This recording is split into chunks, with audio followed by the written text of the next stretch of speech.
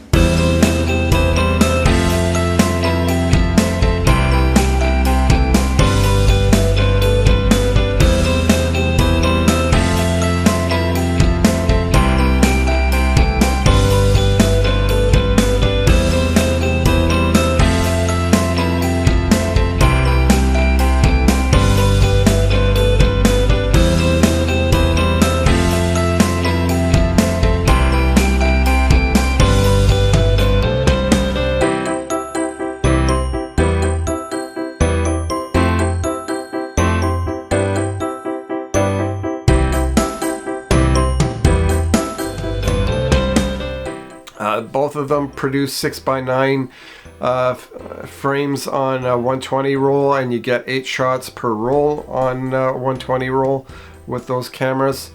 They have fixed lenses, of course, so you're kind of stuck with what you get. But the lenses on both of those cameras are superb. Very, very sharp, very nice contrast, you know, quite a contrasty image out of them. And, you know, the sharpness is really, really good on those lenses as well. Fuji seems to have a way of making some really good lenses for their cameras, and, you know, these two film cameras are no exception to that. I believe the GW690 camera was used for a lot of press, or maybe not quite press, but for on location shooting, like when people go on trips, they need to get trips or pictures of the people in groups and that kind of thing. So it's for professionals who needed pictures like that. And of course, you know, being that film is sort of caught on in recent years, in the last 5 or so years, that people are starting to scoop up these little cameras, of course. This video that I posted a few years ago was very, very popular at the time. It's unfortunately I had to take it down, but I'm reposting the results and the images that I got off of those cameras. So you know, you'll see that next. But if I was to buy, you know, these cameras again, I'd probably stick strictly with the GW690. It has a slightly wider than normal lens on it, but it's perfect for most everyday shooting. The only thing with the camera is it doesn't have a light meter in it, so you need to bring a light meter with you to, of course, get proper exposure on your film. And of course they are manual focus as well, but they have a rangefinder kind of focus where you line up the two images into one, and it gets your focus pretty dead on. So there was that. So anyway, let's get right to it. Let's see my video clips and images from the GSW690 and the GW690. Let's take a look. Well, since I'm not getting the GFX 100S camera at this time, but for future purchase at some point, I decided to pick up a couple film cameras that I was looking at for the last year and a half. Both of them were basically the same camera, except one has a wide-angle lens and one has a standard lens on it. And what I have here are a copy each of the GW690 and GSW690. One has an equivalent of a 28mm lens, and the other one has an equivalent of around of a 50. So what I'm going to do is I'm going to take both of these cameras, load them with some film, and go out and snap some pictures, see what kind of results we get from it. The results are very similar to 35mm ratio. It has I believe a 3:2 ratio in terms of aspect ratio, and that's exactly the same as 35mm ratio, so these should produce some very interesting results. I'm used to 6x6 and 6x7 cameras in medium format, so this is a little bit different. This will be interesting. So let's go out and snap some pictures with these two cameras and see what results we get from it. So here are the two cameras in comparison to each other, one with a slightly wider open lens than the other. I got 2 rolls of Tri-X 400 out. These are my last 2 rolls until I buy some more. And we'll have to compare the results from these two cameras and see what kind of pictures we get from them.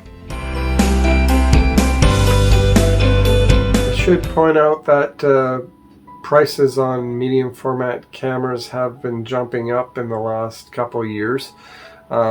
These cameras a year ago were $400 to $500, and now they're up to $700-800. And I unfortunately got these at the current going rate with these, so I had to bite the bullet on that to get these two cameras, but it is what it is, and they should be usable for quite so many years. So Hopefully, if you're looking to get into a medium format film camera, do look at some of the less expensive models to get you into the system, and then worry about upgrading to a future more expensive body, and hopefully you'll like the results what you see. So let's continue on with the episode here. So I just got the films developed. I used X-Tol again, and they were done at 7 minutes for Tri-X 400. The one camera seems to have some blank frames on 2 shots. I'm not sure what caused that. Maybe it was a wrong setting on the dial or something, but I'll have to check into that on the next roll to see if it does it again. Other than that, the 2 rolls turned out pretty good. I'll get these scanned up and see how they turn out. So here's a little bit of information about the Fuji 6x9 format camera. This particular camera is the GW690, and it has a 90mm lens, which is equivalent to a 39mm lens in 35mm, not 50mm as I said later in the video. And it takes about 8 pictures on a 120 roll or 16 on a 220. It has an option to do a half roll of 120 as well, but those haven't been made for years, so it's a moot point. And basically it's what some call the Texas Leica. It is very similar to a Leica rangefinder camera, except probably twice as big. And the negative is also much larger. Anyway, those are some simple facts, and let's go on with the video.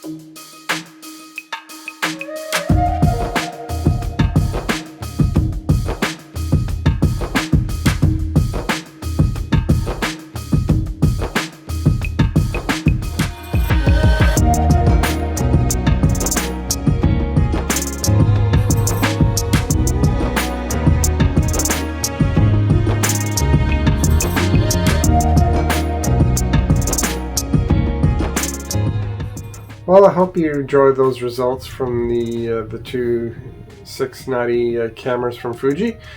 I developed my own rolls in black and white. You get 8 exposures on a roll of 120 with these cameras, and if you have 220, you double that to 16. And basically, I rather enjoyed the results that I got from these, the sharp contrasting lenses, and the results are quite good. The rangefinder was easy enough to focus with these cameras. So finding something in the middle of the frame to focus on, and you just go with that. And hopefully we can get some future use out of these two cameras.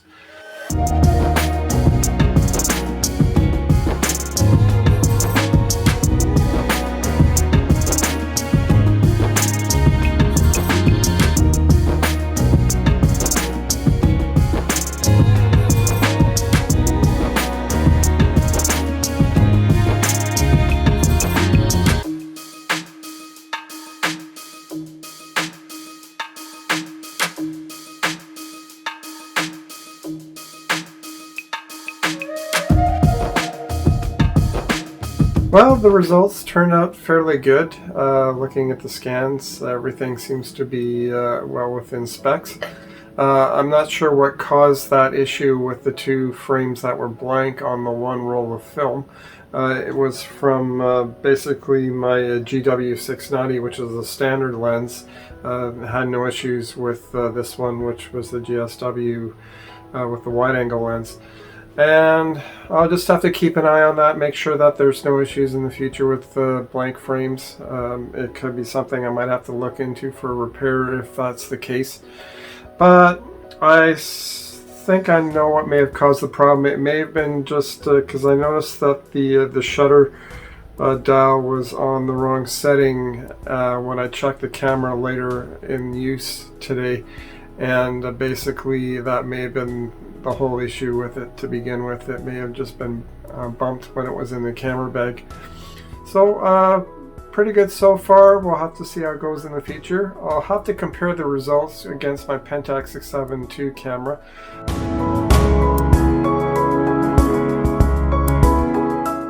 And I took my recently received back Pentax 670 version 2 and my Fuji GW690 camera.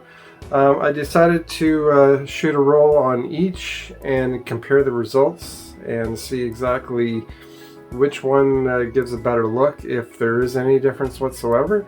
I just went out and shot the two rolls today. The film I used was Berger Pancro 400, and I shot it at 200 ISO on both cameras. I used this one, the Pentax 670, for the light meter, and I shot this camera with the same settings as the Pentax. So anyway, let's develop the two rolls and see what kind of results we do get from those two. Well, the negatives have just been finished developing and they are now hanging up to dry. They do look quite dense for 200 ISO. I was told that this film lacked sensitivity in the shadows, so basically that's why they recommended overexposing it by a stop. I'm not sure how these are going to scan up, but I guess we'll find out pretty quick here. They don't look too unusable, but some of them do seem quite dark, so we'll have to see how this turns out.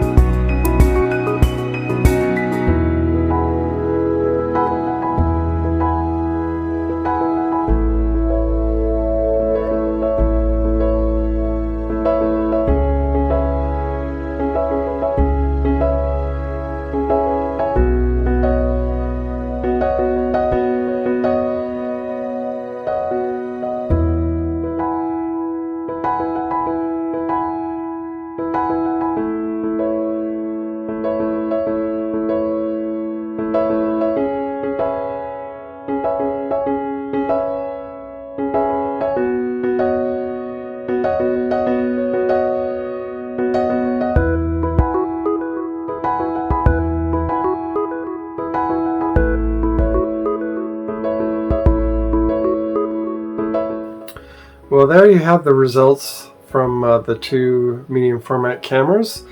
I would call it a draw. There's very minimal difference between the two cameras, other than I would say the Fuji GW690 has a slightly sharper lens than the Pentax. I also noticed that the contrast was a little bit higher on the Fuji as well, so maybe you get a little more clinical looking results from the Fuji than the Pentax. Other than the other differences, which would be this has a 105 lens and I believe the Fuji has a 90mm lens, and the Fuji will give you a wider view with not only the wider lens but with the 6:9 aspect ratio as well. And the 105 lens is a bit more of a crop than basically the Fuji. So other than that, I'd probably end up using both cameras. The Fuji is a little easier to use, but you do need to bring a second camera with you for a light meter. I don't currently have a light meter on my own at this time to use, so I always bring a second camera to use for the light meter.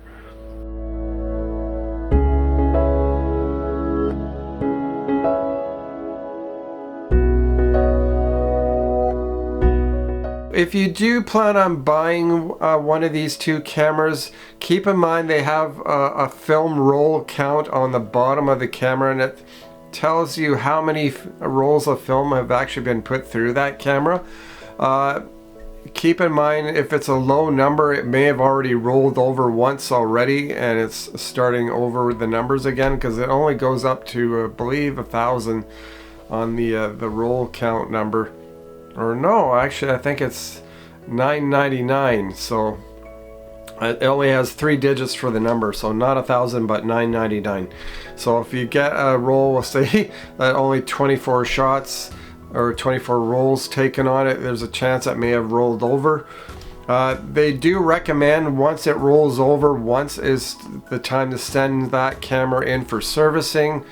And they do recommend you do a CLA on the camera just to get it back up to speed again, and then it's good for another 1,000 rolls of film.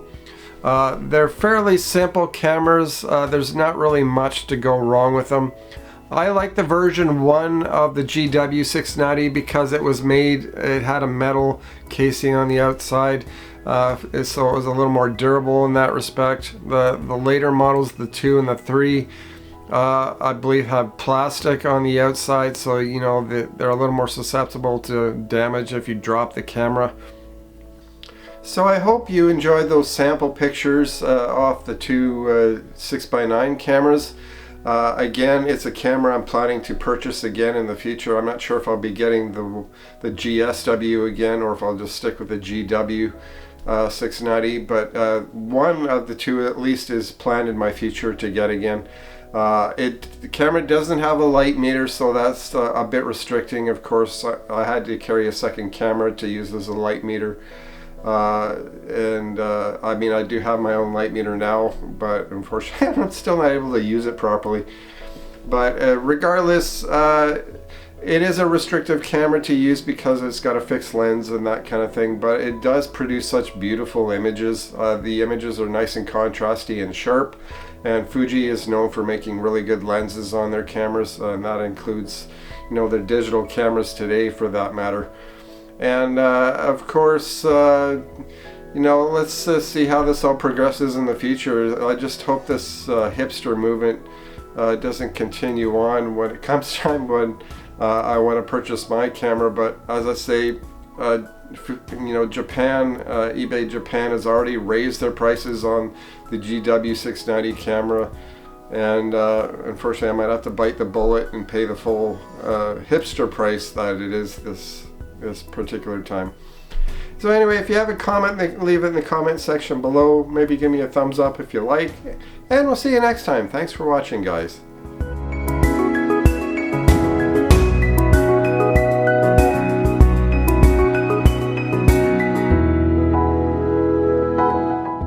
Well, thank you for watching, and aye and goodbye. Eh?